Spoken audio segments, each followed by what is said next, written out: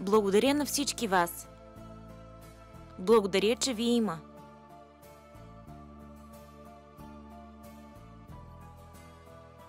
Благодаря, че ми предоставяте възможността да изразя отношението си към най-важния въпрос.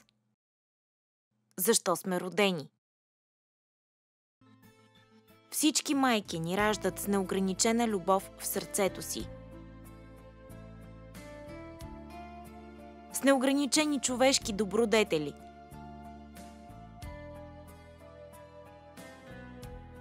С уникални дарби. С изгарящото желание за реализирането им. С постоянната надежда да изживеем живота на мечтите си. Наш дълг е да изпълним техните очаквания. Затова съзнателно трябва да търсим призванието си в живота.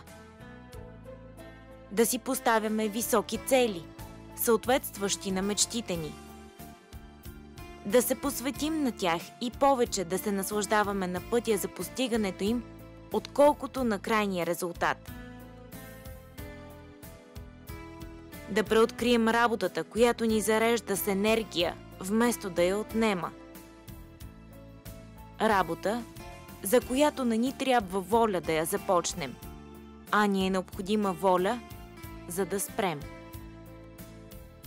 Работа, при която сякаш времето спира, унесем ли се в нея.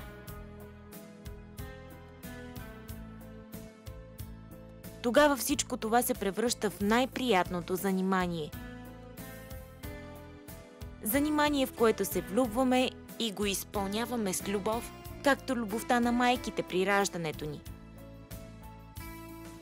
По този начин ще удовлетворим майчината надежда. Как да протича живота ни най-ценното нещо за всеки човек. Най-ценно е, защото не знаем. Не знаем, просто не знаем. Кога животът ще свърши.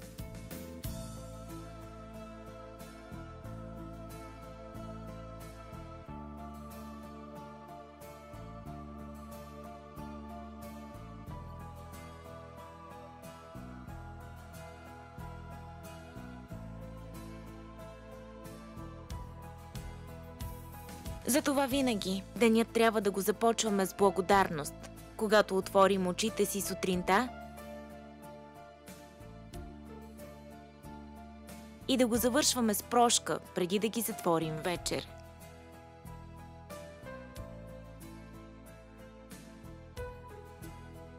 Изразявайки благодарност, ставаме духовно богати.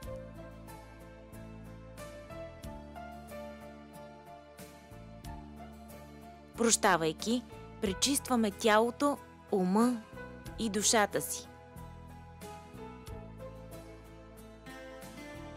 Аз вярвам във всички вас, защото всеки един притежава ценни качества, макар понякога да са скрити, но ги има.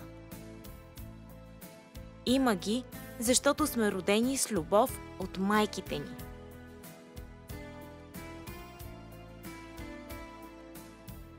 Тази майчина любов е огнивото, разпалващо всички останали добродетели, които придават красота на живота ни. И тя трябва да бъде споделяна и разпространявана по света. Променяйки живота си, даваме своя принос за промяна на света.